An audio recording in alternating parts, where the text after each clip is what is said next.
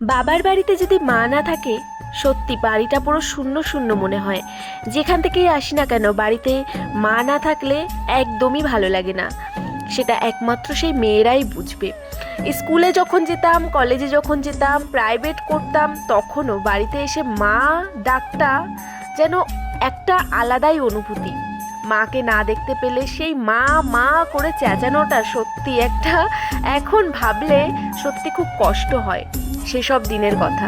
যাই হোক, আজকে আমার বাবার বাড়িতে আমার একজন ভাই আসবে। আমরা সবাই মহারাষ্ট্রে থাকি, তো সবটাই নিজের হাতে করতে হবে। মা আজকে বাড়িতে নেই জানো, দুদিন হলো মা গেছে বেড়াতে।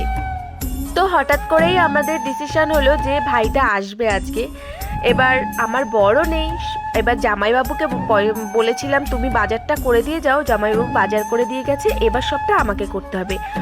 অথচ জামাইবাবুরাও আসবে, ওদেরও বাড়িতে কাজ আছে, তাই আমাকে বাজারটা করে দিয়ে গেছে। আর তারপর আমি একা একা ছিলাম। আমার কাকার মেয়ে আছে পাশেই, কাকাদের বাড়ি।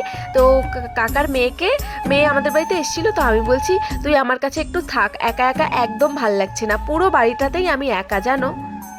তবে এই যে সবসময় বাবার বাড়ি বলছি না, আমার কিন্তু একদমই বাবার বাড়ি বলে মনে হয় না। আমার কখনো মনে হয় না যে আমি বাপের বাড়িতে, আমার মনে হয় আমি আমার নিজের বাড়িতে থাকি।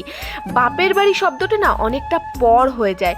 আমি কখনো, আমার মনেই হয় না যে এটা আমি বাপের বাড়ি বলবো, এটা আমার নিজের বাড়ি। সারা জীবন আমার নিজের বাড়িই থাকবে। আসলে আমার তো কোনো বাড়িই নেই, নিজের মাথা গোজার ছাদটুকুও নেই। মহারাষ্ট্রে থাকি ভাড়া বাড়ি, আর বাড়িতে আসলে থাকি বাপের বাড়ি। তো বাবার বাড়ি এটাই আমার বাড়ি। আবারও ভুল বললাম। তো আশা করছি, আমার স্বপ্ন যে আমার নিজের একটা বাড়ি হোক, নিজের একটা বাড়ি হবে যেখানে কোনো কারোর পরিচয় থাকবে না, সেখানে আমার শুধু আমার বরের পরিচয় আর আমার পরিচয় থাকবে। তো সেটা ভগবান খুব তাড়াতাড়ি পূরণ করবে।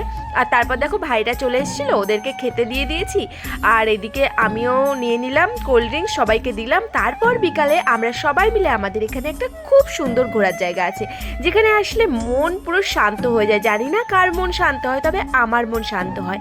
বিয়ের আগে অনেকবার এসেছি, এই বন্ধু বান্ধবীরা মিলে এসেছি, তারপর আবার আমার বরের সাথেও এসেছি বিয়ের আগে। আর আমার না, জানি না কার কোনটা ভালো লাগে, আমি নেচার খুব ভালোবাসি। আমাকে যদি সারা দিন এরকম নেচারের কাছে বসিয়ে রাখা যায়, আমি আকাশের দিকে তাকিয়ে আর গাছপালার দিক তাকিয়ে আমি আমার নিজের মতো করে আমি ভাবনায় ডুবে থাকতে পারি।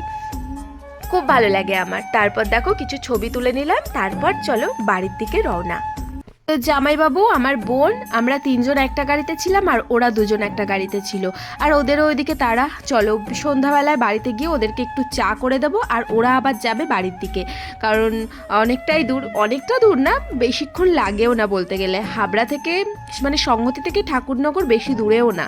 চলো আজ তবে আসি। আজকের দিনটা তো আমার খুব ভালো কেটেছে, কারণ সবাই যখন আমার বাড়িতে আসে, আমার সাথে থাকে, আমার খুব আনন্দ লাগে। এর থেকে বড় আনন্দ বোধহয় আর কিছু আমি খুঁজে পাই না। তো চলো, তোমাদের ভিডিওটা কেমন লাগলো অবশ্যই বলো। একটা জিনিস তোমাদেরকে বলি, আমি কিন্তু ফটো তুলতে, ভিডিও করতে খুব ভালোবাসি।